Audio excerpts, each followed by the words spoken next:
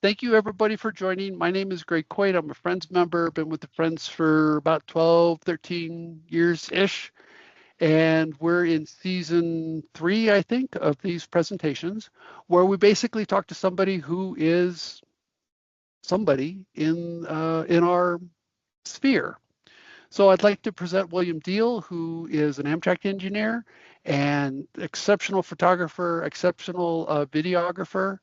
And his picture site and his YouTube channel are both in the chat, linked there. If you, I highly recommend them. Thanks for joining us, William. Oh, no, thank you for having me. So, uh, yeah. So, Yeah. do you want to do the Q&A, or you want me to show some of the breeze Let's through some of my stuff that I had, or how you want to do this? let's start at the beginning, if you don't mind. How did you get, like, what sparked your interest in trains and then specifically narrow gauge?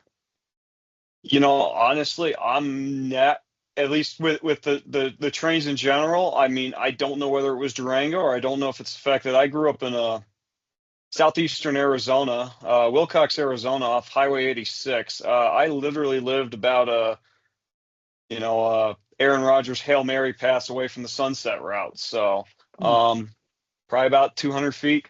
Well, no, probably about quarter mile. Let's just say a quarter mile. Okay. Right off the Sunset Route north of Wilcox. On the other hand, my grandparents lived in Durango off of 4th Avenue. Oh, And so I grew up going to grandma and grandpa's growing up. We can trace my family to the Durango area, but since before the railroad showed up. So wow. I don't know which one it was. Grew up with, watching the Southern Pacific as it, well, technically it was already pretty much gone by the time I was able to really know anything, because by that point it was the Denver and Rio Grande Western running things, and they Yeah. assumed the name Southern Pacific, so all of a sudden the cabooses were gone and everything became clean and shiny. I didn't even realize that at the time. So, but grew up going to Durango until my grandma passed away in '01, and you know, uh, after that, a few years later, graduated high school and was able to go on my own. So that's how I ended up going to Durango all the time. Jim, that's a great question. I'm going to ask that in just a second. So, William, when you would visit your grandparents in Durango, are you old enough that that was still the Rio Grande, or was it already private by then? Oh no, it was private by that point. Okay. Oh, So yeah, because that was the early 80s, I think. yeah, '81's when Bradshaw took over, and I didn't appear until '86. So Oh, yeah, thanks. Okay, yeah. moving on. Oh no, wait. I mean, hey, on Mark's trip the other day, I had to sit there and I felt, ugh, yeah, I felt On it in my Heiss's bones. on Yeah, Heiss's trip, yeah, yeah. yeah, He's got a very young following for sure. yeah. Definitely. Yeah. So you graduated high school, you're on your own. Did you immediately go into working for the railroad or? No, I spent a year at community college in Tucson. I went to Pima Community College and occupied various dorm rooms at the University of Arizona for partying. And then I moved up towards Flagstaff and occupied various dorm rooms for partying at Northern Arizona University. But I got a job in September of 2006 with the Grand Canyon Railway. I worked nights there. I was a PM carman to begin with. So we would take the train in, Wyatt, rearrange the consist for the next day, depending on passenger loads, and any running repairs we would take care of. Um, then from there, I worked briefly for the San Luis and Rio Grande out of Alamosa. Wow. Um, yeah, 2008, came down to Albuquerque, worked for the New Mexico Rail Runner, worked for them for about 4 years. In 2013, I jumped ship for Amtrak. I worked out of El Paso for about 8 months before they realized my seniority wasn't going to hold. And since February of 2014, I've been in Albuquerque. Okay. That answers Mhm. Jim's question, which is where do you work for Amtrak? You work out of Albuquerque, and you have a really interesting schedule.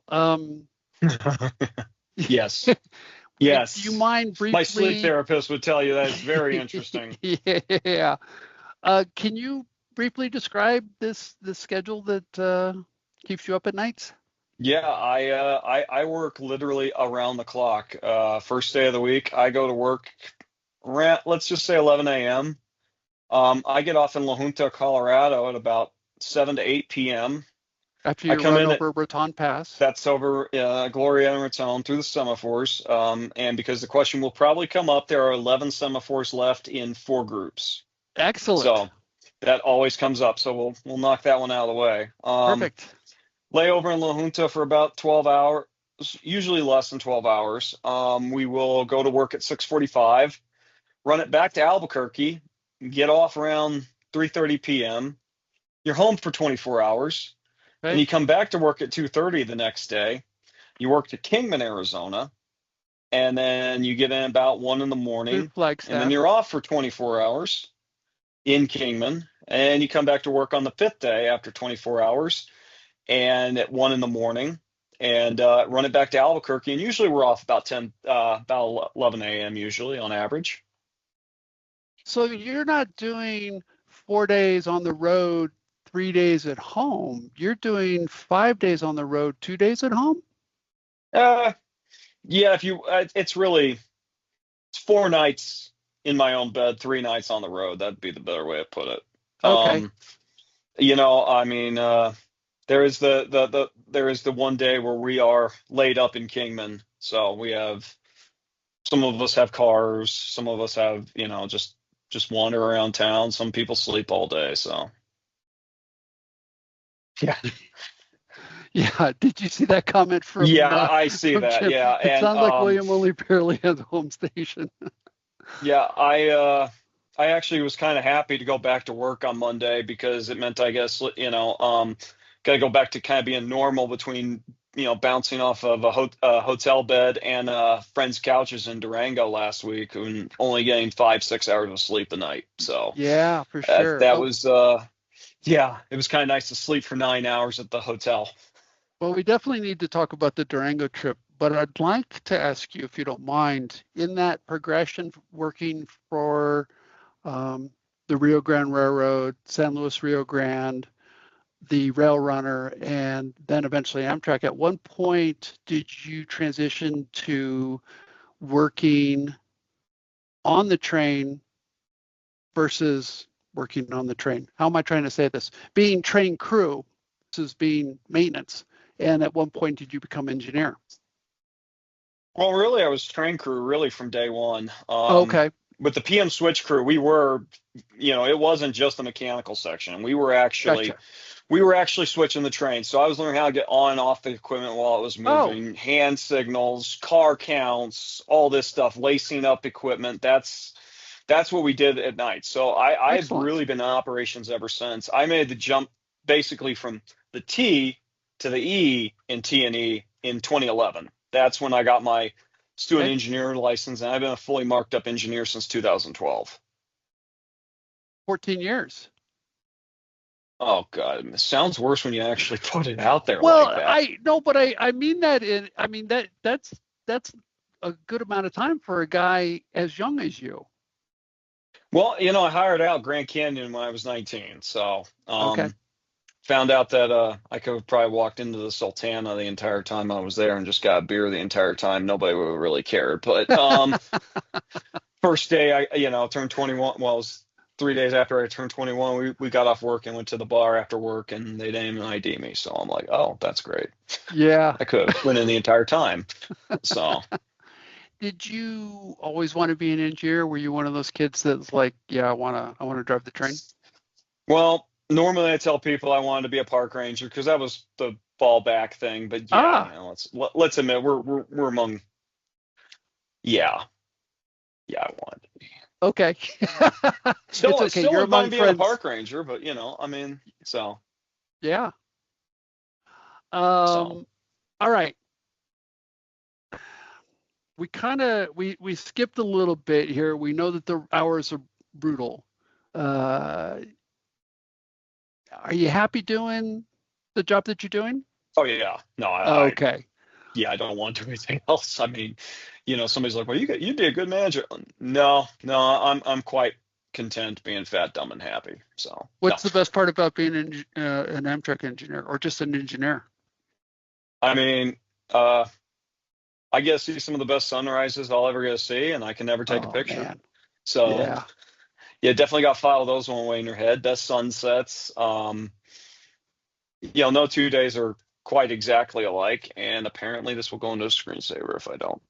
Hold on. You still there? Yep, yep. Okay, cool. Little I just didn't know fuzzy, if that but was going to disappear. Yeah, there no, you that's go. because I went to a screensaver. So,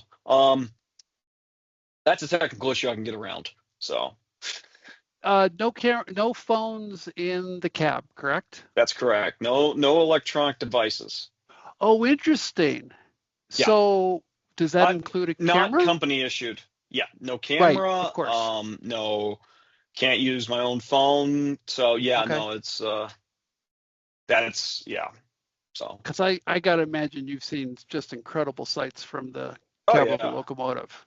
plenty of elk, bear, deer, antelope. I mean, you name it. Bobcats. I've seen them all from the train. That's cool. Probably a wolf, but I from a distance they look like coyotes at least. So Right. Well, yeah, because there's the is it the Mexican gray wolf? This is they off the top of are my out in head. this territory. Yeah, yeah. Okay. They because that was part of the they want to try and keep them south of I-40, but they're obviously getting north of I-40, and since our tracks parallel I-40, they Right. yes. Right. One of the things that I've heard people talk about the disadvantage of being an engineer for, say, the freight railroads is your schedule. You work some odd hours. Hmm. But what I'm hearing from you is you work some odd hours, but it's the same odd hours week after week after week. Is that Yeah, accurate? yeah, And does that work for you? Like, does that, do you prefer that rather than what freight engineers or freight crew work yeah. with? I mean, I like it. I mean, I've held a regular for, well, when they haven't been changing because of, the pandemic and stuff. I've held a regular for about 8 years now. So, Nice. it's nice. I can at least plan around it. So, And you've been training crew. yeah, yeah. I've, yeah, I've been an OJTI for, well, since 2019 at least. Nice. Yeah. So, Do you mind sharing that story you shared with me about learning how to come off of Glorieta and Raton Pass? you- Am I uh, remembering that correctly? I don't know if we're, uh, Okay, let's not do yeah, no, I that. can't remember which one. Oh, no, it had to Yeah, do no. with not using the dynamics Oh, yeah, teaching the intentionally. students how to come down on just air. So, Yeah. So yeah. that's because in today's day and age, every diesel is going to have dynamics and is going to Yes. assist with coming down the hill. But if you have an issue where the dynamics are working, you definitely want somebody to know how to use air. Yeah, it would be great to know how to use air. So, because unlike the Cumbres Toltec or the Durango and Silverton or the Grand Canyon, we don't have retainers. So, Right. so Um, and that's true across basically all passenger. I'm speaking from ignorance here. I apologize. when I worked at Grand Canyon, we'd re-equipped all the cars to have retainers. Okay, Um, it's just a plumbing issue. So, gotcha. yeah. All right. So this is one of the questions that I've been eagerly waiting to ask you. If you could qualify on any standard gauge line, because my understanding is you have to qualify both for location and also, is it true for engine as well? I mean, I've only ever run P42s, but I mean, I Okay. can easily jump into a GE or a EMD control stand, no problem. It's when the uh, chargers will come online, I'll have to be requalified. But I mean, I'd love to do the Zephyr out of Denver West, or Salt Lake East, or the Empire Builder. So Okay. yeah, All right, So people are getting eager for pictures. Give me a couple more minutes, and we'll put up okay. pictures soon. I don't think we're going to do video today. I don't, Yeah, that's yeah. I don't have anything ready to go. Just But have to go. let me We repost you'll use your. some photos that I haven't actually shown because they were literally just taken last week. So I'm going to repost your YouTube channel. People can Shelby. see. Okay, so Front Range out of Denver. Yeah, I totally get that. I mean, it's one of the most Hmm. beautiful places. I got distracted. Did I miss other locations? Uh, uh, Empire Builder or the Oh, probably much anywhere along the coast Starlight, maybe north of Slow. So well, yeah. but south of Slow is along the ocean. So Right. Right. Those are good choices. Okay, I'm looking at so my list here.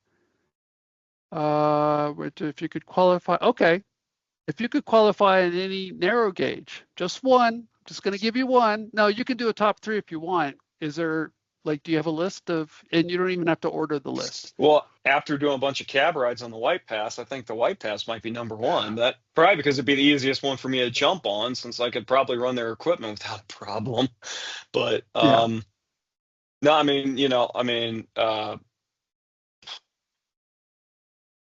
oh no, I never really thought about that. I mean, Okay. so yeah, The definitely. I mean, cap the White Pass, I could probably. I don't want to, I've seen enough from the cab already in the last year. So when you when you rode on the White Pass, which is stunning by the way, was it the mhm. new Siemens locomotives?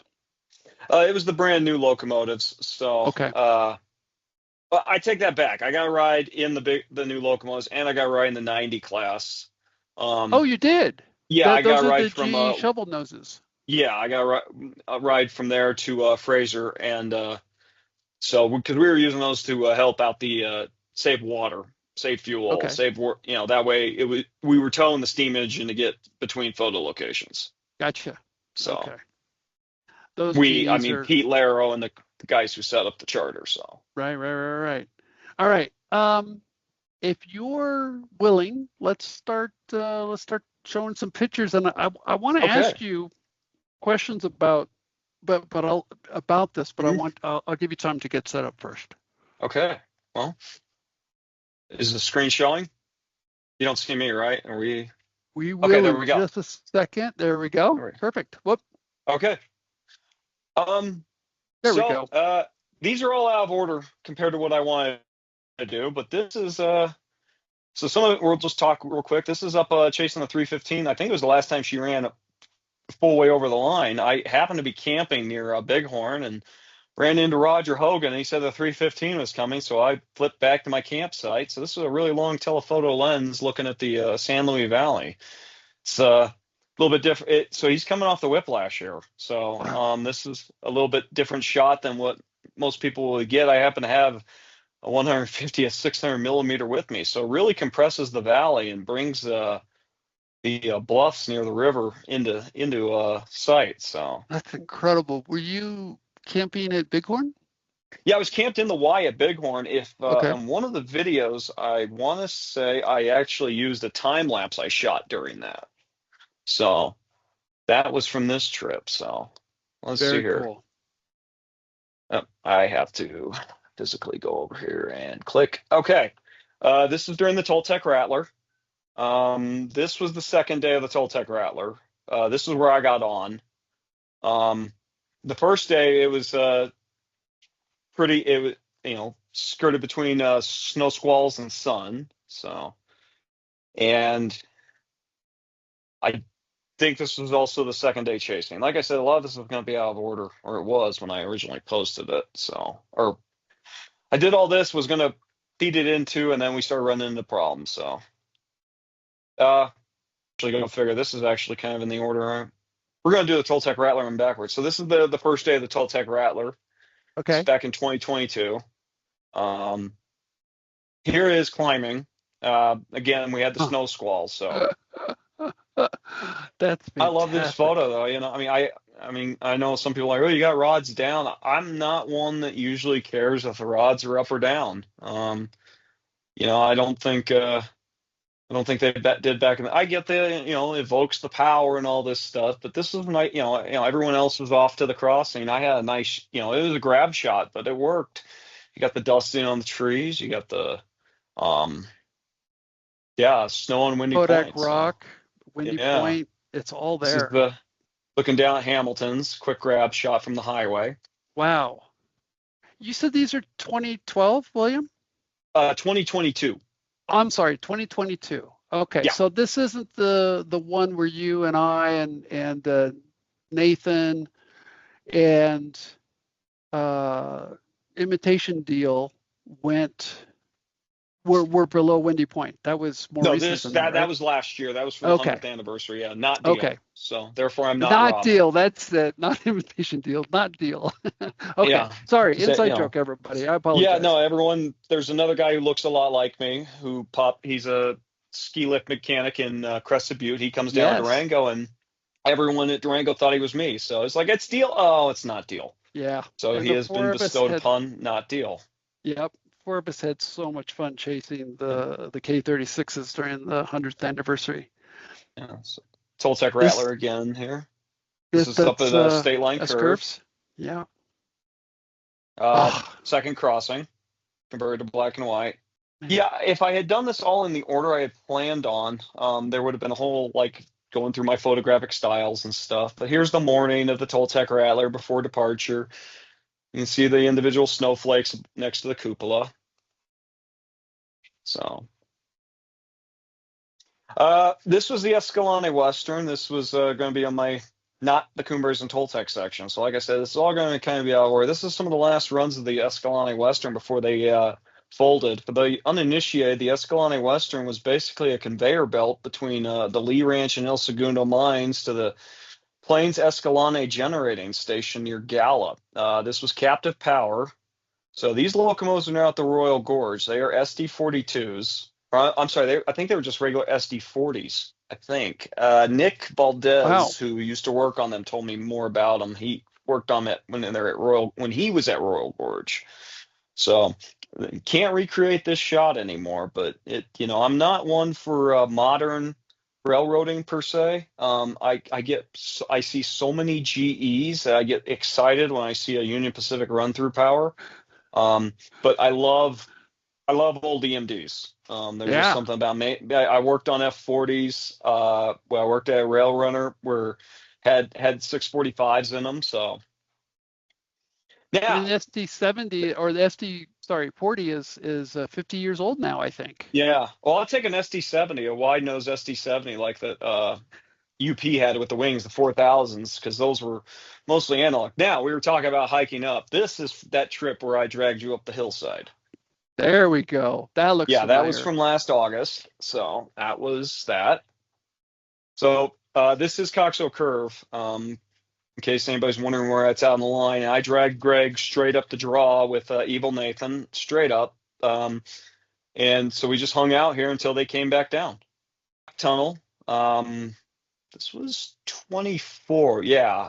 Zach Blay and I hiked out there. So um, they had run the geology train earlier, and this was the day that 487 lost the piston. Oh, So wow. things I were remember afoot on the that. other side of the mountain. Yeah, Zach ended up telling us about it. So it's funny. You can see in the video. I give a slight wave to Jeff, and then Zach's standing there, and Jeff starts yelling at Zach. Just having fun. So that people online are like, well, what's he yelling at the guy for? So it was an inside joke. Yeah. This was on the Trains 20 charter. Jim Wren put this on, and this was he wanted this shot to recreate the Trains magazine cover. Yeah.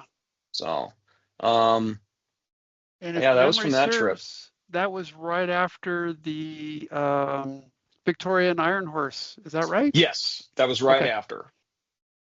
So, and here's everybody from the Colorado Railroad Museum and Carlos. So, That's fantastic. Oh yeah. yeah, Mark is there and Mark, Jeff and Dusty, Carlos. Jeff, Brett.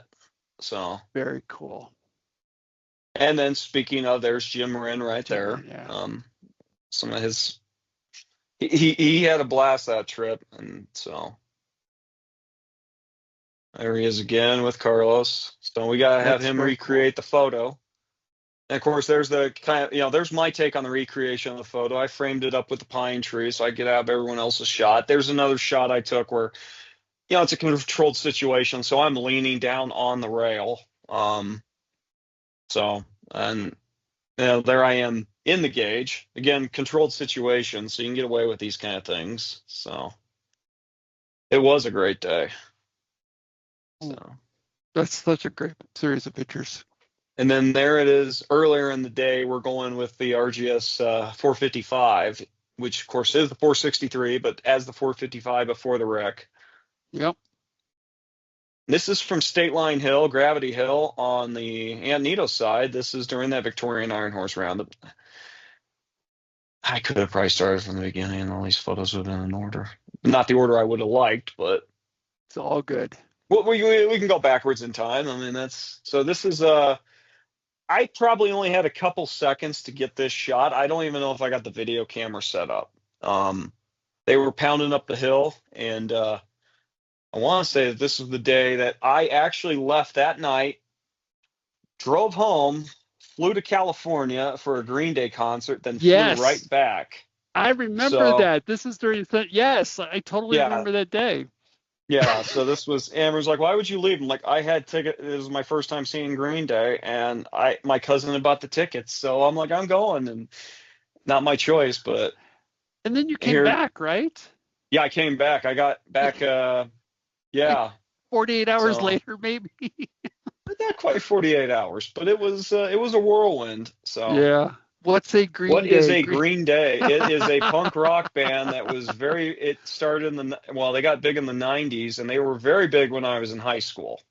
So, in fact, they actually opened up the Super Bowl this year. So, I did not know that. this is Oh, during the Victorian Iron Horse Roundup. And this was, I don't know if we had Pete turn off the light. I don't know if it was Pete that did the lighting on this now that I think about it. But if you actually look carefully, you can see right here, there's Andromeda right there showing wow. up in the frame. So, but Okay, you so got, going, sorry, go yeah, go ahead. ahead. I think we're going to do the same thing. So let's do left or right. Call out the Left to logos. right, you have the 315 and it's dressed as DNRG W425. Yeah. You have T12 168, RGS 20, Eureka number 4, and behind that's the Glenbrook. So that was all 5 locomotive. Well, technically the 20 was just there just because it happened to be there. I don't think Right. it didn't do any official events, but that was all 5 locomotives of the Victorian Iron Horse Roundup all lined up. So this was the best way to get them in the shot. That So is really brilliant. yeah. So if you guys haven't been, I know we're talking about it in the chat, but those night sky trains, I mean, I get blessed. I get, I mean, I can see the Milky Way at work, and some of these people will come in from the Front Range or Albuquerque. They never leave town, so they never get to usually see this kind of stuff. So, and then we had a moon in the sky. So the fact that I got Andromeda, I later on I looked at the photo, I'm like, what is? Oh, yeah, it's probably Andromeda. So. That's amazing. Of course, we got our own little tea kettle here in Albuquerque. I am not involved with them, but this is the 2926. So this was one of their runs out to the rail yards and back, which locomotive shops, because I don't really like calling it the rail yards because it seems, yeah. There it is, trying to get home on the Sawmill Spur, and you can see that they are being very careful with it. It is a very tight curve for that beast. You can see how much the cab is leaning, tilted away from the tender. Yeah. So this is off First Avenue here in Albuquerque. No, First Street here in Albuquerque. So the main line is actually between the building above the tender and the tool car. So it is right off the main line there.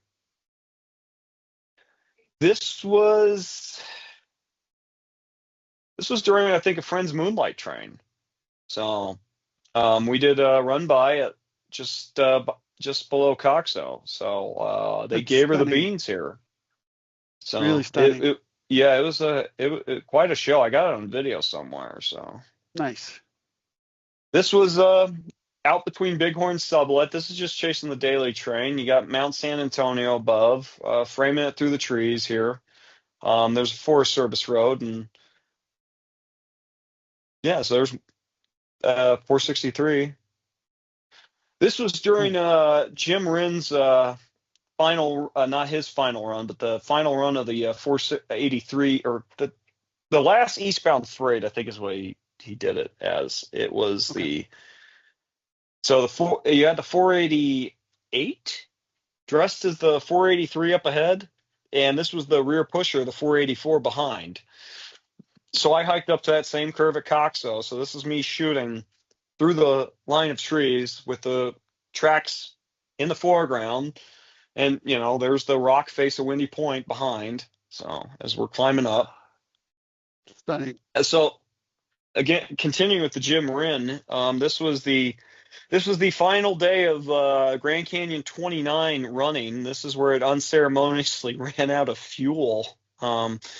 This was the last run by we could do, and we realized we had to get back to. Nobody had filled it the night before. We had used up so much fuel the day before that, and nobody bothered to check. So we had to limp it in. They ended up pulling it in with one of the F40s that night. So this was Jim Rinn's charter on the Grand Canyon.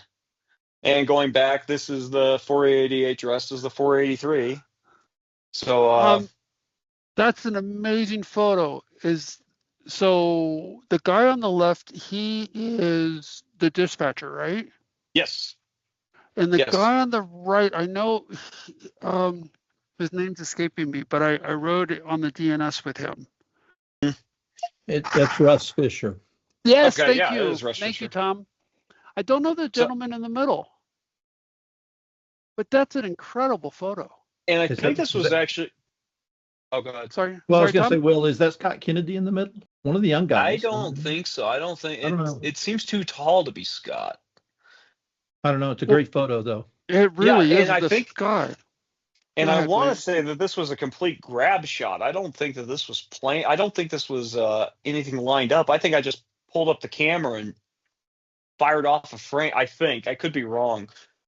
Going back to Grand Canyon, this was during Jim Rinn's trip, and this is Willaha. This is one of the few places on the line where you can actually see the Grand Canyon from the train. If you actually take a look, that ridge that's poking up behind the telephone poles, that's actually north rim of the Grand Canyon, which is 1,000 feet higher than the south rim. So you can actually see the Grand Canyon from the train. Just you can only see the top 1,000 feet. Only. Yeah, the same trip. This is Miller's Wash. This is the lowest point of the railroad. I think we're still above a mile high. You're still at 5,000 something feet above sea level. So, but this is the lowest point on the Grand Canyon Railway. They actually had a washout here in the 1910s that actually crushed the fireman. He had succumbed to frostbite in July. There was so much hail that one of these washes got clogged up, according to Al Richardson in one of his books. So. Same trip. This is coming into Miller's Wash, so you can see the cinder cones up near Flagstaff behind us, which top out around 10,000 feet. So, most people think the railroad's this ugly, dry place, but I love these sweeping views like this. You can see the railroad zigzagging through. You've got the kind of a Fibonacci sequence going on here, the golden spiral here. Yeah, so. That's really gorgeous. This was the last daylight run of the Black Mesa and Lake Powell, which I caught in complete accident. I was driving through the area. I was going to go camp at the north rim of the Grand Canyon. I'd scored a place, and then I'm like, I don't want to shoot these, and then found out everyone was out there. So this was the second to last empty on the Black Mesa and Lake Powell. Okay. So. And correct me if I'm wrong, but that was also a captive railroad that was basically a rolling conveyor belt, similar to the SD40s from the previous shot. Okay. But unlike, different line. The different line, and it wasn't actually connected to the general network. The Escalante Western, all the tracks still there. The BNSF still loads coal. Just the power plant that the Escalante Western serviced is that closed. Gotcha. So This one's closed. I mean, they've demolished most of the power plant, all this stuff. You can see what's left of Lake Powell even then. This was 2019, I believe. So going back, there's when I rode the Toltec Rattler, we actually got a beautiful sunset at Toltec Gorge. So this was my take, because you only have so many people you can fit on the cliff face to look at the tunnel. So I Yes. hid around the rock for the second run by, and I framed it using the cut just west of the tunnel. And going back to talking about some of my ways of taking pictures, I like taking um, you know, I like using natural framing like this. So you got, the U shape of the cut and the shadow to, force you into the perspective of looking at the locomotive. So there's the view everyone else was going for. So there's up on top of the cliff face, which when Zach Blay and I hiked out there to get the geology train, it's kind of nice because it's just me and him. We don't have to fight over space. And then we had 50 people on that train. They're all trying to jockey for the same spot. So Yes. Well, on a pretty small piece of rock, considering how yes, far off the river you are. Well, what is yeah, 600 feet down to the river, if I remember right? I believe it's 600 feet. I think I've Yeah. actually measured on the topo just because it's like, ooh, can I launch the drone? And then the problem is I'd have to go down if I went too far above the rocks, and then because you got to stay 400 feet above ground level, and ground Okay. level goes down real fast. Yeah. And yeah, so bring for the night train. And then on the other side, of course, you have wilderness. So this was 168 in 2020. This was when they went to go. I want to say they went and did a test. It wasn't a test run. It was for, I don't know if it was for the commercial with the Cobalt tools, but they were running a special train with just the Victorian set. And basically, I had it to myself. I droned it at Hangman's, where, incorporating that into one of my videos. So, I love that picture. yeah, thank you. Going back to the Toltec Rattler, here we go again. So this was at the bridge at Cascade. This was during Pete Laro's RGS 20 charter. So here we are at Calico Cut in fall, which, I mean, you crop in tight, you can't tell if it could be on the Rio Grande Southern. Yeah. It's one of the few, one of the places on the line you could probably got away with it. So And they definitely had places that move as much as Calico Cut does. So totally yeah. legit. So this was chasing the Toltec Rattler again. This is just east of Sublet. They just done their crew change. So they did it there at the gravel pit, or where they load the gravel. Now this is another long shot.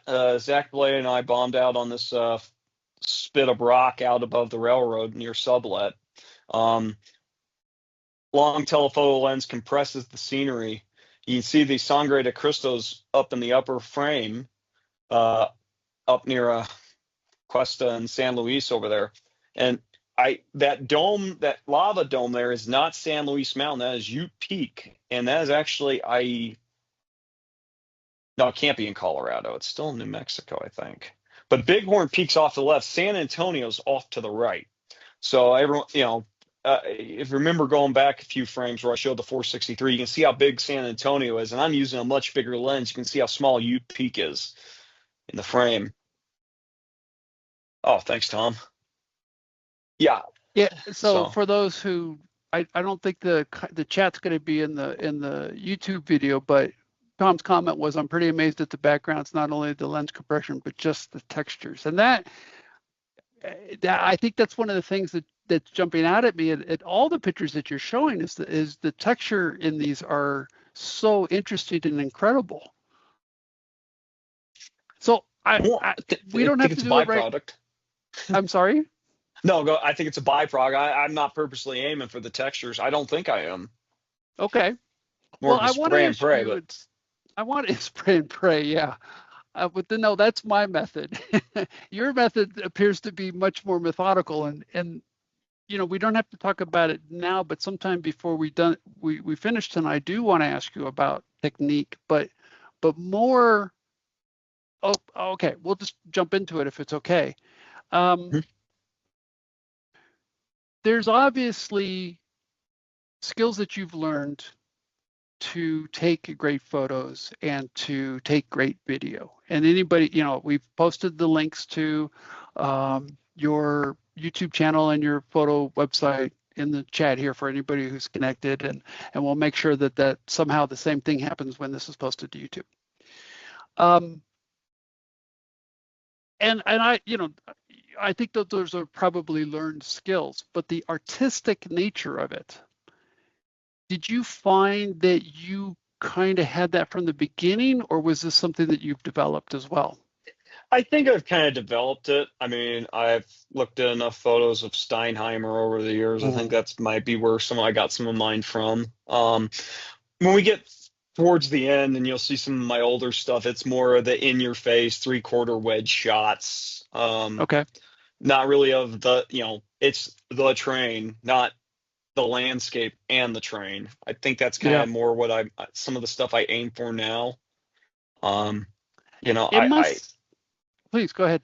Oh, no. I mean, because that was, we went out to Texas for the eclipse a couple of years ago, and we went to the Texas State Railroad, and I was recognized by the train crew, and they actually asked me what I was doing there, because they're like, we don't have any scenery.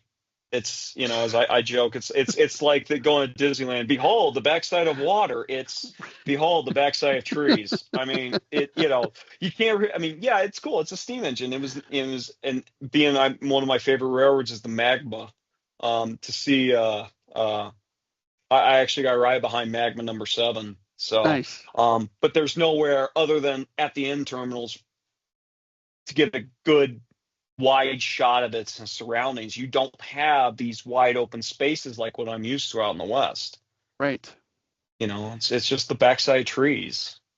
So how do you develop the compositional artistic skills that you have, or how did you develop those? Was it taking a picture, looking at it, going, well, this is what I like, this is what I don't like? What does that process look like? Feel like that it's like, well, I could do this better, I could try it better, I could focus more on the landscape. I mean, people would be like, oh, you got a 600 millimeter lens, let's just crop in on the locomotive and those few pinon trees. I mean, I'm like, right. Well, yeah, but you got all this scenery in the background that just to me screams this beautiful place. I mean, again, people find the San Luis Valley ugly. I find it, hauntingly beautiful. So, especially from this perspective where you get this very beautiful, more traditional scenery up front with the looming San Luis Mountains way off in the distance. That's a spectacular, unusual view. You said that, growing up, you wanted to be an engineer and a park ranger. Mm-hmm. I think we're seeing those two interests here, because you're not zooming in just on the train, but you have all of the incredible background as well. What technique or location? Well, I would suggest getting off the paved road. So, can you read the question, Will? Because I don't think that will show up in YouTube. Tom Stewart was asking, what technique or locations would I suggest for people who are making their first and only visit to or only visit? I mean, sometimes getting off the beaten path is you're going to open up something. You're going to see a view that you don't I see it all the time when I see people taking pictures of our semaphores. Or they're coming down Raton Pass and they're hanging off the Raton overpass. I'm like, nobody's ever got that shot before. I mean, sometimes stepping over just even a few feet, you can change your composition wildly out here. It doesn't take much, sometimes, and that's something I'm going to talk about. Even going back east on one of Pete Laro's trips last month, I buried myself in the snow, leaning up, in a ditch. Just to change up the composition. But sometimes going away, and and then that was something I was actually going to talk about in this, is going away from the crowd. That sometimes changes the composition. You're going to get something that completely different. I mean, well, you brought up Olaf here. I mean, Olaf is willing to, scale, you know, I mean, not scale, but he's willing to hike in Yes. to the cliff above Tacoma. He hikes Yes. above Elk Park. And that's the shot I tried to get a couple of years ago, is the shot he got at Elk Park. I even packed one of my long lenses, and I found my arch enemy snow. So I, didn't want to hike. I mean, it was clear until about the last half mile, and it was through the trees, and I didn't have snowshoes on. I didn't have my snow boots or anything like that. I was in blue jeans and hiking boots, and I didn't want to have to keep stepping in this and sinking deeper. So, but that's sometimes going. I'm not saying you have to go hike 2 miles like Olaf and I would do, but sometimes you just gotta, just change it up. Maybe you're not going to go for the head-on shot, leave an Antonito or something. You're going to shoot broadside, and we'll come back later on. I'll show you one where it's not quite head-on, but it changes up that first crossing outside of a. Yes, you do have to hike for trophy shots like hunting. Um, it's sometimes even shoot, like I said, shooting from the side at the 90-degree angle to the train. You can you know find something you wouldn't normally find. So, well, keep it moving, because on that same token, this was during Pete Laro's trip with the 20. Everyone else is Wow. off the frame to the right. A few of us were intrepid enough to climb up this talus slope and get the 20 Wow. with the aspens and Toltec Gorge beneath. And, if you squint, you could think he's climbing up towards Ophir. So, um, That particular some, Aspen Grove is one of the best I have ever seen. It yeah. year after year after year, that particular spot is always spectacular. Like I Really said, special. most of the people are off to the side. You can't get the Toltec Gorge and the shot and the train in the same shot. But it requires you're going to have to balance yourself going up this thing. Some. Well, and even the rocks in the foreground, where we were talking about texture before, that really adds to the scene. Mhm. And I want to say that the next photo, I think, actually includes a little texture to the scene that I added. Let me see, because yeah. Um, this is at Toltec Siding, and if you take a look, not quite smack dab in the middle, you'll see a piece of set dressing. I had found while I was out there, so it was actually in the area. There's a deer skull. Wow. Yeah, so I actually kind of maneuvered it around. So this is one of these few times where I actually dressed the set, but just something to give a little. It didn't work quite. It doesn't stick out quite, well as I had planned. But again, I'm not hauling it. I'm not, and not trying to knock Dave Yarrow, the guy who comes out and charters the train at Durango. Right. I needed a whole, Right. Who I need a brings whole his own horse livestock and carcass. Yeah. yeah. But yeah, he Yeah. brings his own livestock. He actually brings his own buildings now. So Oh, wow. yeah, they've actually towed a false front depot out on the High Line now. So um, Dang. we were out there this year, and they were out golfing. So he's got his own. Obviously he's not going for complete realism, but Right. It's a that's different style. yeah. I Yeah. mean, hey, if I got to shoot with some of those models, that'd be so. Uh, RGS 20 at sunrise during Laro's shindig. So not, I didn't get the sun quite where I wanted it, and it would have been nice if he hadn't actually been working, but actually posed where it looked like he was shoveling.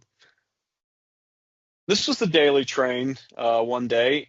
Uh, I don't know if it was 2020. No, yeah, these are definitely out of order. Oh, there was a selfie. That was one of during Laro's shoots.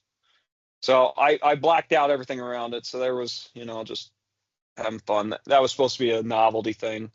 Here's from the old highway above Los Pinos. You can see Los Pinos tank. You know,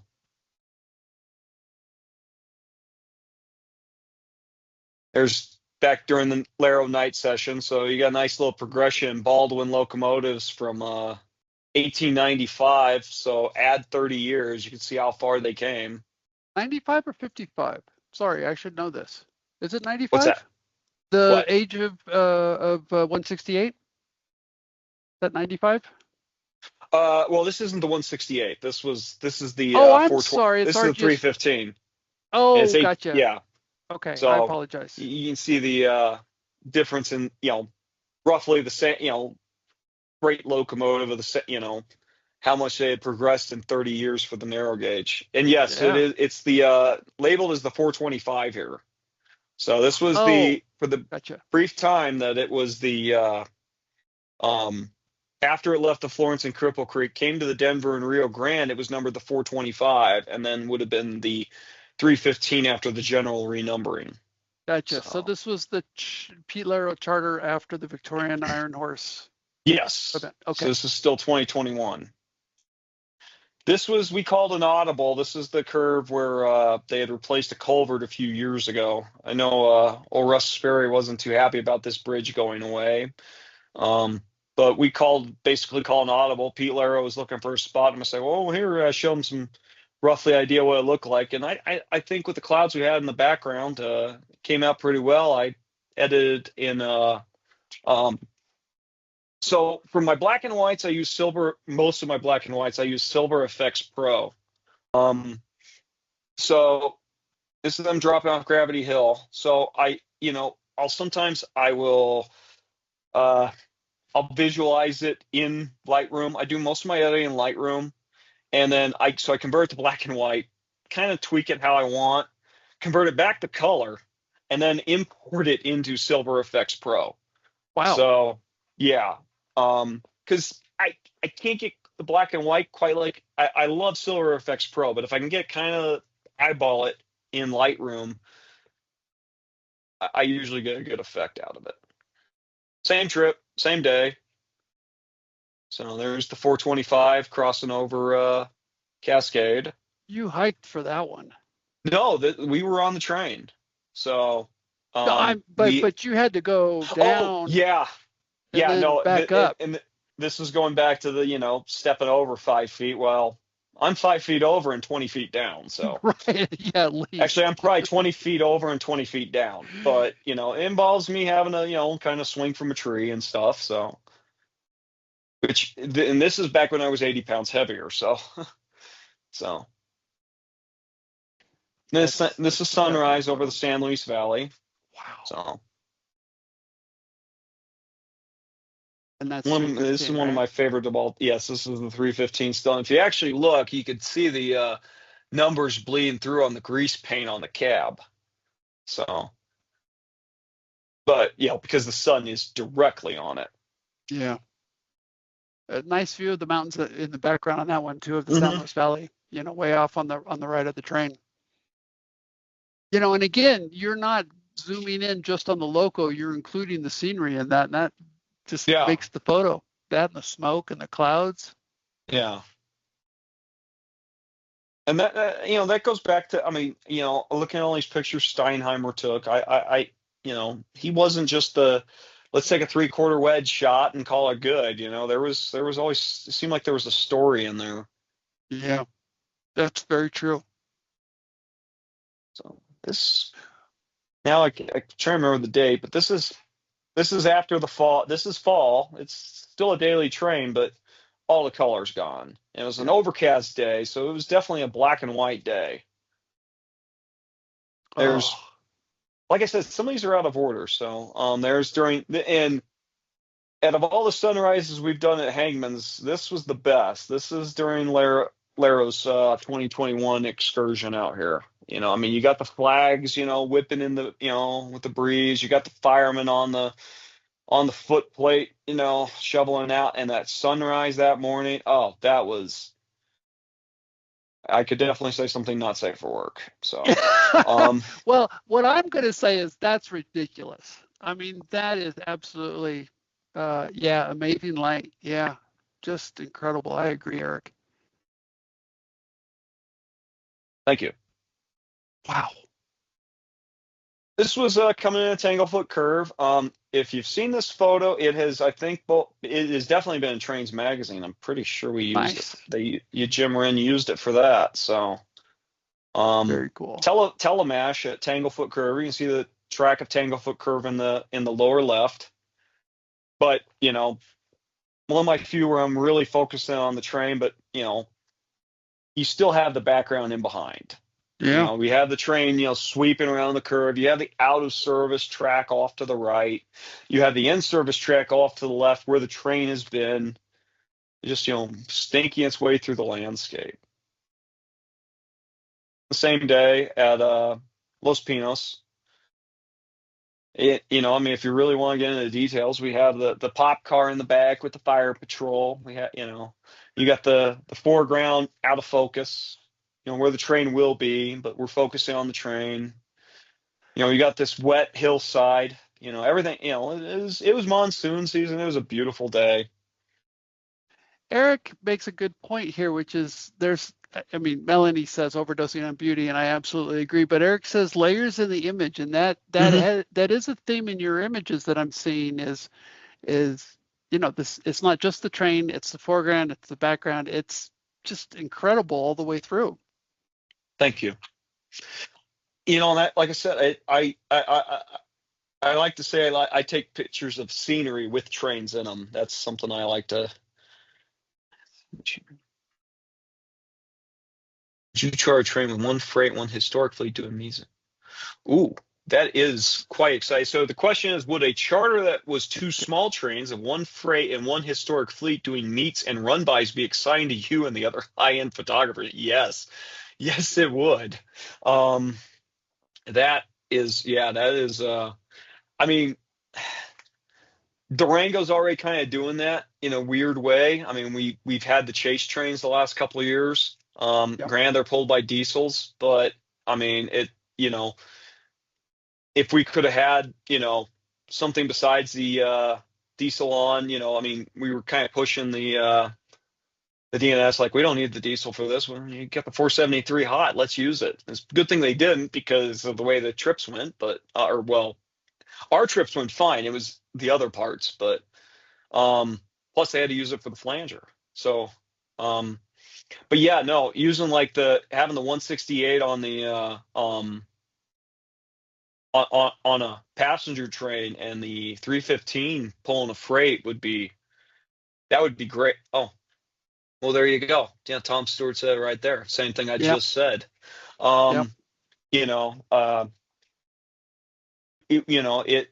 don't, and because we'd have the passenger train, you could have a pure freight train with it. You don't have to worry about the, like the rider boxes that the friends have done. Great. It's so much. And I think there's a photo in here shows with the P boxes, but maybe we could do something where it looks, just put a bunch of flat cars at the rear of the train, then the caboose, something that, just changes it up to be even Tank more cars? authentic.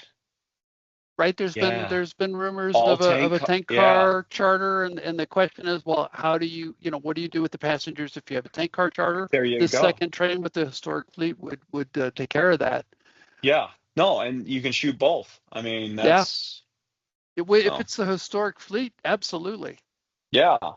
Hey, these cars are the cars you see in this photo, they're comfortable to ride, but yeah, they're not the most. They're definitely the tourist cars. So yeah. So, well, keep moving. They're going back to talking about Pete Laro. This was a setup scene. I believe this was one of the managers of the railroad. Pete wrangled him, no pun intended, into bringing his horse and having him dress up. So this is Santa Maria Valley 205 on the Albany and Eastern, and that is a covered bridge behind the locomotive. And I did not put any of the covered bridge in this sequence. This was going to be me showing other railroads besides the Cumbres and Toltec. Okay. There was going to be the idea was I was going to have a special section for that. And yes, they are very big logs. So, and then you can see, it's got a nice little draft going through, so we get some fire underneath, and that was just complete, luck of the shutter on that shot. So, And this goes back, what Pete does for some of his chase trains for this. You can see that, we had two log cars, and you can see an SP bay window caboose behind, and there's nothing behind it. Well, we have 50 people, so we had actually a passenger car and a flat car behind us, capable of carrying passengers, and we would drop it for Wow. these run-bys. And that is something Pete did in when did I hit the rock? 2024. I beg So your pardon? what about dropping the When? passenger cars? No, when did I hit the rock? Oh, that was at work. So Oh. yeah, I basically said, I told Pete, you know what? Hey, are you okay if I chase? I'm not going back to work for the next few days because I had a 18-hour long shift, and I don't really want to go back to work. Wow. So, complete grab shot. Here is the train crew in Antonito. You got Carlos and Jeremy there. Yeah. Just not posed. This was the day this was the day that 87 lost her piston. So I believe Carlos and Jeremy were on the geology train. The rest of the other crews on the daily train. So just complete grab shot. There they are reading their orders in color. So boy, black and white really changes the scene. That's amazing. Yeah. Well, it also helps to see Jeremy's face. I think Jeremy's face also kind of, you get a little more human interest into the story here. Yeah.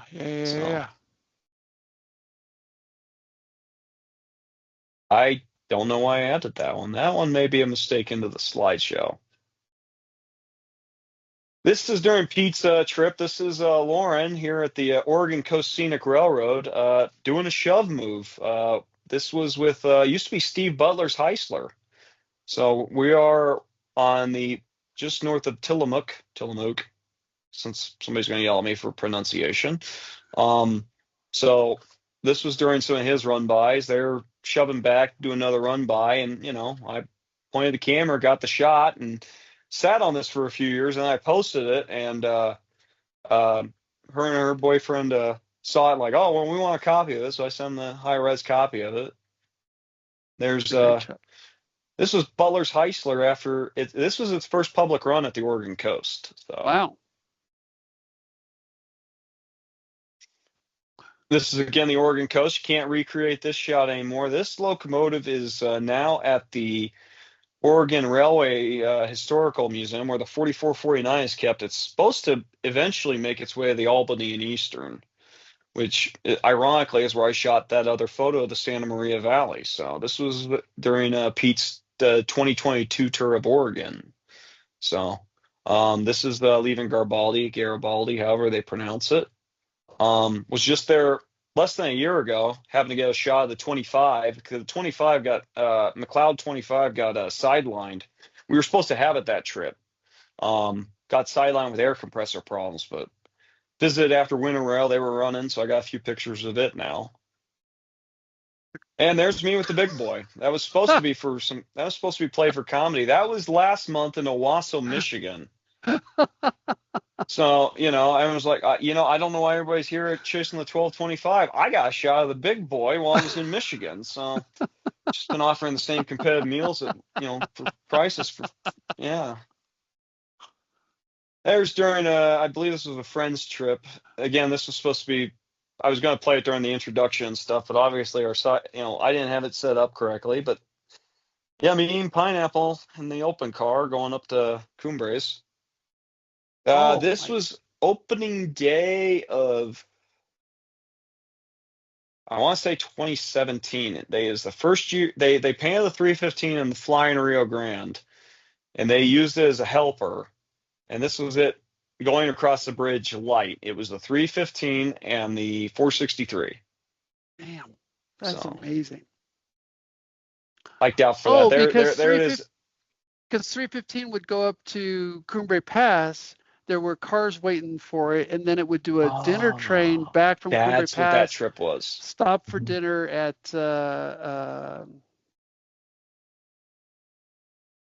Osier, and then go back to Antonito. So you could ride the opening day train from Antonito to Cumbria and then come back on 315. I've done that a couple times. It's the best day ever. Yeah. So I popped in my camera wheel just for a second. I just want to Yeah. want to thank you. Sorry for the delay, but this has been great. Uh, One of the things I wanted to make sure we brought up, and I don't know if Greg and I talked about it, the Cumbres Toltec is running a large number of special event, what they're calling event trains or special trains.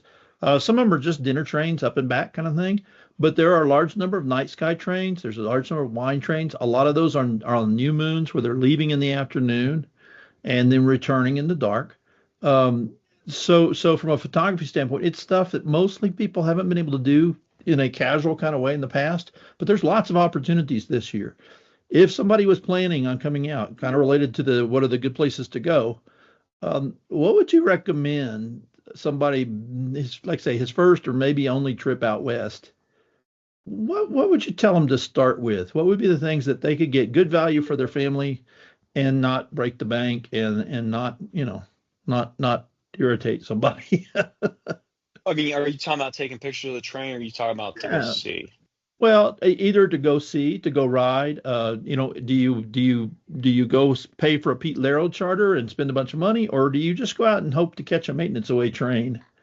What is the breadth, the span of things that a new person could really enjoy, whether it's a CNTS or a DNS or whatever? Well, I mean, you can go either way. I mean, the good thing about Pete Laro charters, I mean, if you're just a paying passenger, I don't want to say you don't have to think about it, but everything's kind of set up. And Pete or Dak Dillon, whoever's running the charter, those two guys set up these great places where you can actually, you won't have to bushwhack to get to these places. Right. We're going to make sure you get there and you're not left behind, stuff like that. Okay, But that's fair. I think Yeah. like I said, the difference at the CNTS with these special trains is it's kind of bring up different opportunities. hmm And are those worth digging into Oh, I for a think so. beginner? I mean, the I mean, those night sky trains. I mean, if you're going to photograph it, that's something different. If you're going to ride it, that'd be, I mean, you're not going to get a photographic opportunity like some of these things you've seen here. No. But if you just want to enjoy, something different, that'd be a great thing. But even coming out to chase, I mean, something just to, if it's your first time and you don't want to shell out the money, I mean, I'm not saying don't sit at the first crossing and take a picture, but it's, if you want something different, don't be afraid to venture out. I mean, So walk a little bit and get a better experience. That's fair. that's fair. my thought is, Okay. I mean, we've been I riding, mean- and I've got like, I don't know, 20,000 pictures, right? All of which were taken with a Nikon or a cell phone, right? Mhm. And sort of the technology didn't really matter for the good pictures. That was a fluke. I Yeah. know Greg and I've talked about the same thing. We all have pictures that spark a bunch of memories. Yeah. And I think for people that are, it's their bucket list trip to the West. Yeah. The sunsets, the sunrises, the snows, all that stuff. So just take advantage of what you see, huh? I mean, if you get a chance to ride if you can time it to ride the night photo train, even the dinner trains that go to Osier, and Sure. I believe there's a few photos in here where I've gotten. In fact, I know there are. That's in this slideshow that deal with that. So, All right. Well, like I say, Yeah. I don't know how many of these folks, but I know they all know people, Yeah. neighbors and whatnot. Hey, come on, you can, you don't have to spend $1 billion to have a Yeah. great time taking pictures. Oh yeah, no, and I mean, everyone complains about how much Pete trips cost, but you're getting your bang for your buck with Pete Right. Laro. You're getting Dak. They're going to do something that's put something on. They're going to make sure a show's put on. Fair enough. Fair enough. Yeah. So But, Greg, I'm you know, sorry. I just wanted to make sure we got that in. And No, it's that's been a okay. little over an hour, so. Yeah. And I want to point out that the Friends traditionally do a charter every year as well, and not to the same degree as Pete or Dak, as far as uniqueness, but the cost is less. The money goes to a nonprofit, and I think that those the people who do those trips enjoy them as well. We get the same people year after year after year. There's been some really good charters, though. Yeah. Yeah. Yeah. You're also not on the death march. Yeah. Yeah. Right. Right. Although there are some, we've done a few run-bys out in the sagebrush, outside of Antonito. Some of those, yeah, you're taking your life in your hands to get out to the photo line because of Yeah. all the holes in the ground.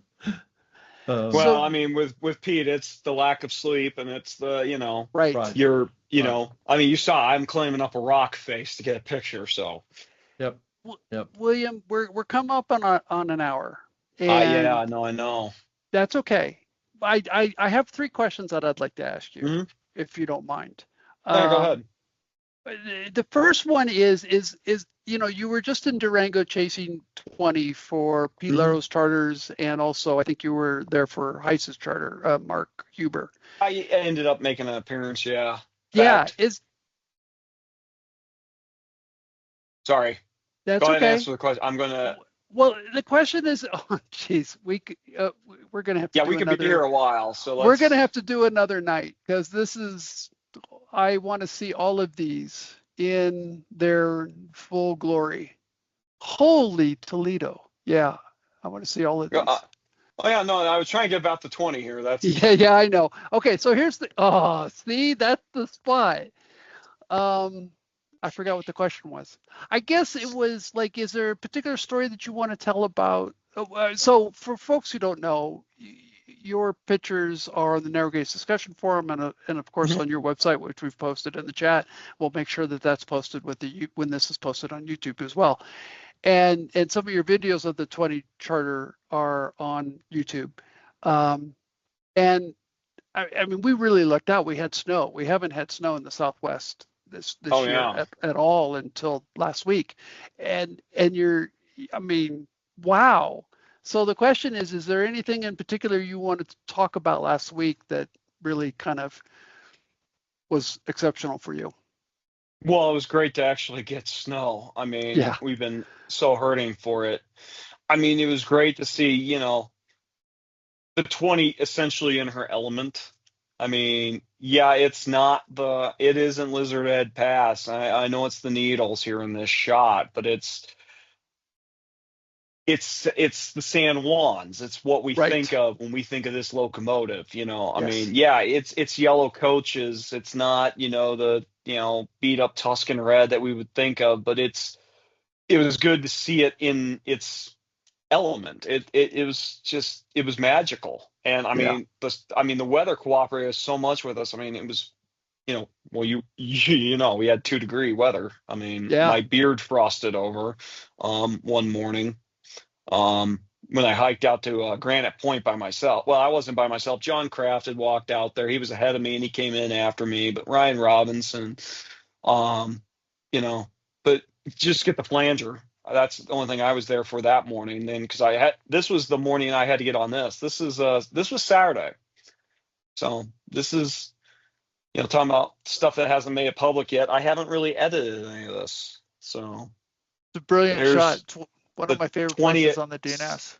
Thank you. Cement wall, different angle, backlit. The first time I met Jeff Taylor, we were up at Cumbres Pass, and I was on the dark side of the moon. And some old curmudgeon's like, "Oh, why are you over there? There's no such good thing as a backlit photo." And Jeff and I kind of looked at each other like, what? And yeah, this is the wrong side, but with that and something I wanted to hit on with the modern processing in these cameras, we can bring out details now that you couldn't bring out, even stuff I've shot, 20 years ago with the digital, you can't bring out. But Mm, with some of these modern cameras, I'm able to catch so much detail in these photos that, I mean, you look in, you can see the drivers on this thing, yeah. and this is a backlit shot I cranked up so I'm using auto ISO. Okay. I am controlling my aperture. I am controlling my shutter speed. Okay. Normally I leave my exposure compensation flat, but I cranked up the exposure compensation to be able to expose a little more for the shadows without blowing out the snow. I mean, I could have made this in the foreground completely white, but you could see Yes. the details in it. You could see where the flanger's already gone through and kicked up the snow. Yeah. But I because still have a lot of the detail. taking a picture of a black object in a white foreground and background is exceptionally difficult for anybody who's taking pictures in snow. To be able to Yeah. balance this is that shows a lot of skill. And that's one of the good things about, so I've converted mostly to mirrorless now. I still have my DSLRs, which I'm holding on to right now for both sentimental reasons, but for time lapses, so I don't have to. I know how they work, and I've got a Yeah. lot of fast F mount glass. So, I by the way, promise. Lucius Beebe Yeah. made an appearance. Ah, that's fantastic. I love that. I Sorry. promised folks when we started this new season that I would not go 2-3 hours, which is something that we've done in the past. Yeah. What I would like to do, with your permission, is ask you another really quick question, Mhm. and wrap up the meeting. And keep the option open if you're willing to Oh do yeah. more pictures. Okay. Yeah. Because this is, I mean, I don't know about anybody else, but what I'm seeing in the chat is people are very happy with this. I could do this for days with you. This is just a Yeah. pleasure. So here's the question for you, William. Sorry. We've talked to Olaf. We've talked to John West. We talked to Craig. Where did my brain go? Sorry, Craig. McMullen. Yeah, don't get old. Okay, so we've talked to these people, and they all got to see the Rio Grande narrow gauge when it was the Rio Grande, and that's not an opportunity that you and I had. So the question is knowing what things are like today, and all of the great things about chasing today, schedules and charters and all of that stuff. If you were restricted to the equipment of the day, do you wish you could have chased back then? Oh yeah. Yeah. Oh yeah. Oh no. Yeah. I mean, I drove up to Telluride the other day and get some B-roll, and it's like, oh, it would have been great to, come hell or high water, bushwhack my way through on the Ophir Loop just to get a picture. I Yeah. mean, a Volkswagen Beetle would have been a luxury. Yeah. Auto winding with a 35 millimeter would have been a luxury. But I mean, that's, oh yeah, no, oh, it would have been so much nicer. It would have been cool to see it back then. I Yeah. mean, even, let's take this scene for example. You probably couldn't get it. It wouldn't be nearly as cool as it would be with the equipment of the day, but just to be able to get it, Yeah. even with the old stuff. So I agree. Oh, yeah. Okay. and this, yeah. Please go ahead. Oh no, I mean, just we're talking about, I mean, just think, yeah, it's coming. We know it's coming in Tank Creek, but I mean, this is the closest I'll ever get to seeing an authentic Rio Grande Southern freight train. I mean, They could be the Dolores River. it really could, and that was one of the cool things about this trip. I mean, it didn't take much to think it was, you were, somewhere near Rico or something. Yeah. You just had to just squint just enough. I could think here, here I am, it climbing into Ophir. Right. Ophir. I was going to say one of the best opportunities my wife and I ever had to enjoy the Cumbres and Toltec as though it were the real thing was one year we chased Ray Martinez and the crew as they were running the hospital train of mixed stuff from Chama back to Antonito, all the passenger coaches. There was a maintenance away tank car. There were some flats with weird stuff on it. It was when they did run bys over in the Bighorn area, all those crossings where you can catch them. It really felt. I mean, they were all dressed in overalls, right, as opposed to the regular uniforms. And it really that little bit, man, it felt so much like we were there in real life. And I think that's one of the things that always is a docent always talk about, Greg, is for passengers on the train, take the approach that, hey, it's 1925 here. Yeah. Enjoy if there's a breakdown, enjoy that. if everything's great, enjoy that. But put yourself in the place of those old timers. And I think watching these, Will, I mean, I knew you were great, but I am thoroughly impressed. And clearly looking at Melanie and J Mac and Dave and some of these guys in chat, they're like, can we do this again tomorrow? Yeah. And so, man, thank you from the bottom of Yeah. my heart. I know Greg's got more paperwork, but I just wanted you to in this picture. More paper. um, we Yeah. appreciate you. We appreciate you, Greg. Will. Thank you. So Mark Huber, aka Heist, just posted the video of this getting destroyed on YouTube. I'm trying to think of the name of the gentleman who I believe now lives in Durango that has worked for both the CNTS and the DNS, but also was with the FRA for many, many years. Mike Ramsey? Thank you, Mike Ramsey. I bring that up because the closest thing that I ever had to like being on the Rio Grande narrow gauge was that picture that you had of 315 going across Cascade Trestle. Mm-hmm. I know about that because she was going up to Cumbres to hook onto a train that we had set up there, and I had a ticket to ride both ways, the opening day train behind 463 from Antonito to Cumbres, and then 315 from Cumbres, have food again at Auger and go back down to Antonito. And there were some mechanical issues, and we ended up getting into Auger at dinner time, which was nice because, instead of having 2 hours between meals, it was a normal 4 or 5 hours. We get back on the train and everybody's, they've had a huge meal at Auger. I swear this relates. And there's a caboose, 0400, the RGS caboose is on the tail end of this train. And I'm like, well, I'm going to go see if the cupola is free. And it was. And I sat in the cupola and I'm watching the light of 315 snake down from Auger towards Antonito, and Mike comes up. And prior to that, I don't think I had met him, but Mike is very knowledgeable about the narrow gauge. And he starts telling me stories. I'm asking him, please tell me stories.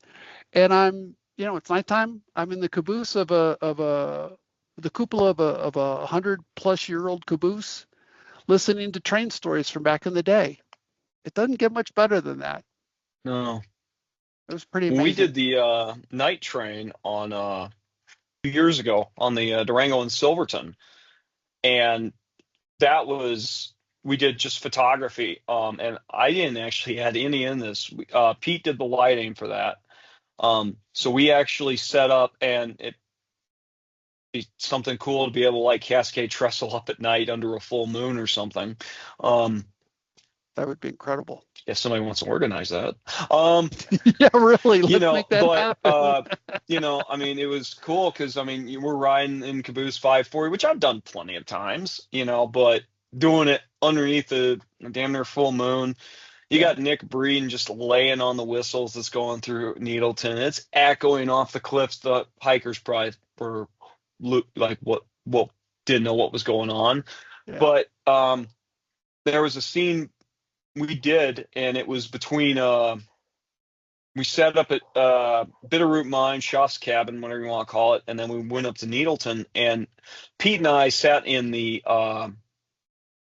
were in one of the boxcars, and we were tearing apart lights and changing out the batteries en route, and we got done real fast, and we got nothing else to do, so we just sat down in the like hobos sitting down. Yeah. These open boxcar doors, not some hacked up boxcar. Nothing. It's the P boxes. They have their own thing, but yeah. Rough, beat up floor. Metal everywhere. With actual cargo in the fact of the for fire patrol and stuff like that, and just watching the world go by underneath a full moon. I mean, that was that was one of my definitely. Yeah. So. Yeah. I do think that, Olaf and John West had incredible opportunities back in the day, but some of those opportunities are still possible. I mean, we've had moments to experience things like this picture that special. I'm super grateful you could do this tonight. This was Oh, amazing. yeah. Your No, photos thank you. are brilliant. Your stories are fantastic. I definitely want to do this again if you're willing. Oh, yeah. I'm honored to call you a friend, and I really appreciate the time that you spent with us today. Oh, thank you. So, Folks, this is William Diehl, fantastic photographer, and if you go to YouTube, you're going to be just as impressed with his videos as his pictures here. It just, I mean, wow. Thank you for your time, sir. all right, no problem. A We will true definitely joy. have to do it again. So, Let's make that happen. yeah, I had to turn off the screen sharing. Otherwise, I could just keep going. Like I said, it was kind of like I thought that was going to be my technical difficulties for tonight. Not like, yeah, we did this on Monday. It had no problem logging in. What's going on? Yeah. So, Well, thanks for yeah. your perseverance. I really appreciate it. And thanks everybody for joining.